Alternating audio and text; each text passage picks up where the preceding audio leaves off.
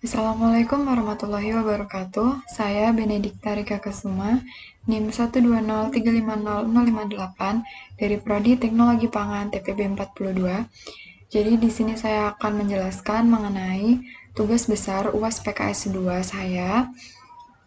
Jadi saya memilih 2 mata kuliah pilihan dari 4 mata kuliah. Yang pertama itu saya memilih mata kuliah fisika mengenai hukum Gauss yaitu flux listrik, dan yang kedua ada mata kuliah matematika mengenai aturan pencacahan. Jadi langsung saja ke programnya. Nah, tujuan saya memilih mata kuliah fisika ini itu karena sering digunakan dan juga tujuannya tuh untuk membantu dalam perhitungan. Oke, di sini langsung penjelasannya aja. Jadi di sini di logaritm ini main itu artinya kayak memulai. Kemudian di sini saya ada declare, ada real array, ada real cost, ada integer n dan string l. Kemudian selanjutnya di sini ada output. Jadi pada program ini program perhitungan hukum Gauss atau flux listrik. Program ini ditawarkan nih ada 2 rumus. Mau rumus flux listrik dengan sudut diketahui atau sudut tidak diketahui. Kemudian di sini di bulatan ini saya memakai perulangan do while. Kemudian setelah output di sini, maka program akan berjalan ke sini, yaitu pilih rumus yang akan digunakan. Jadi di bagian sini kita ditawarin mau pilih yang mana, apakah mau pilih dengan sudut diketahui atau sudut tidak diketahui untuk rumusnya. Kemudian di input n ini kita diminta untuk masukkan angka, apakah angka 1 atau angka 2 sesuai dengan pilihan rumusnya. Kemudian jika di sini user, ini saya menggunakan if. Jika di sini user memasukkan 1, maka program akan berjalan ke arah kanan menuju ke output rumus flux listrik dengan sudut diketahui. Kemudian akan muncul juga rumusnya itu apa. Di sini ada rumusnya E dikali A dikali cos X. Kemudian akan muncul juga di sini keterangan rumusnya. Ada E itu kuat medan listrik dan sebagainya. Kemudian di sini di bagian ini user diminta untuk memasukkan nilai E, maka user akan menginputkan nilai E-nya dan diminta lagi untuk masukkan nilai A, user masukkan lagi nilai A-nya dan diminta untuk masukkan nilai cos X. Untuk input cos X di sini sudah ada ketentuan cos X yang saya tulis, jadi nanti user bisa melihat. Kemudian di sini ada aside. Ini adalah untuk seperti penghitungan rumus. Jadi ini ada E0 dikali A0 dikali cos X. Jadi ini angka yang sudah kita masukkan, kita inputkan, maka di sini akan dihitung. Dan pada output ini akan menarik kesimpulan. Jadi nilai flux listrik adalah berapa gitu. Dari hasil perhitungan EAC ini. EAC sendiri ini singkatan yang saya bikin, inisialisasi yang saya bikin mengenai flux listrik dengan sudut diketahui. Sedangkan di sini ada EA, EA itu untuk flux listrik dengan sudut tidak diketahui. Kemudian di paling bawah ini user ditawarkan apakah ingin mengulang atau tidak. Jika user ingin mengulang, maka tekan Y, kemudian di input L. Di sini saya input L. L ini inisialisasi dari ulang. Karena saya di sini menggunakannya string L, jadi di situ saya masukkan L. Jadi nanti jika user masukkan Y di sini, maka akan ke while, maka program akan berjalan kembali ke awal. Ke sini. Nah, jika user di input N ini memasukkan nilai 2, maka program akan berjalan ke kiri, menuju ke rumus flux listrik dengan sudut tidak diketahui, kemudian akan dituliskan rumusnya di situ, dan ada keterangannya juga. Kemudian user diminta untuk masukkan nilai Q-nya, kemudian masukkan nilai E0, dan ini sama seperti yang ini ya. Masih sama ke bawahnya juga, nanti hasilnya juga ada. Dan akan ditawarkan kembali jika user tidak ingin mengulang kembali, user bisa masukkan T atau apapun itu, maka program akan berhenti. Langsung kita run. Nah, ini langsung masuk program perhitungan hukum Gauss flux listrik. Kemudian di sini pada program ini ditawarkan 2 rumus ya. Jadi misal di sini disuruh pilih, saya milih 2 misalnya. Program kemudian langsung berjalan. Masukkan nilai key. Sini saya masukkan 20 misalnya. Kemudian diminta lagi untuk masukkan nilai E0, saya mau masukkan 5. Keluar hasilnya nilai flux listriknya 4, karena di sini 20 dibagi 5 sesuai dengan rumus, hasilnya 4. Kemudian ditekan Y untuk ulangi, maka saya tekan Y. Program akan kembali berjalan.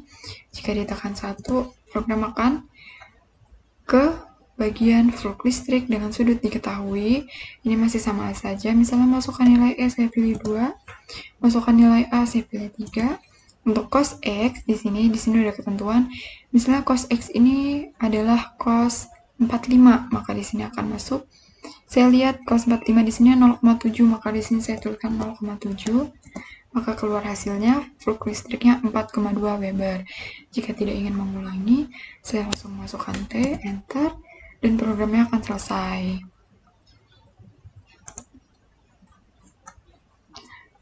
Kemudian langsung saja ke C++ nya. Jadi di sini ada include IOSTREM using namespace std untuk awalan. Kemudian integer main ini sama ya untuk memulai. Dan di sini ada float, integer, chart, konstanta float ini adalah deklarasi. Dan di sini ada cout. Cout ini banyak banget cout. Ini akan muncul dari awal program di run, maka ini akan muncul mengenai keterangan dan segala macam. Kemudian di sini kita disuruh pilih rumus yang mau kita pakai yang mana. Dan di sini saya menggunakan parulangan do. Di sini while sesuai dengan flowchart. Di sini akan diminta masukkan pilihan. Kemudian di sini kita inputkan pilihannya berapa, antara 1 atau 2. Jika kita pilih 1, maka program akan berjalan ke sini, rumus flux listrik dengan sudut diketahui. Masukkan nilai E, kita inputkan nilai E-nya, masukkan nilai A, kita inputkan nilai A-nya, masukkan besar sudutnya itu cos X. Kemudian ada EAC, dan hasilnya flux listrik sama dengan berapa gitu. Ini ada else if, jadi else if itu kayak jika tidak 1, kita mau pilih kedua nih, langsunglah diminta masukin nilai Q, kita masukin nilai Q-nya. Untuk memasukkan nilai E0-nya, kita masukin E0-nya, kemudian akan keluar hingga akhir flux listriknya ada berapa. Kemudian di sini ada cout, masukkan pilihan Y untuk mengulang rumus atau T untuk berhenti. Jadi di sini kita input aja Y atau T, kalau Y program akan berjalan, kembali ke awal sini. Jika T, maka programnya akan berhenti. Langsung aja kita run. Oke, ini udah ada.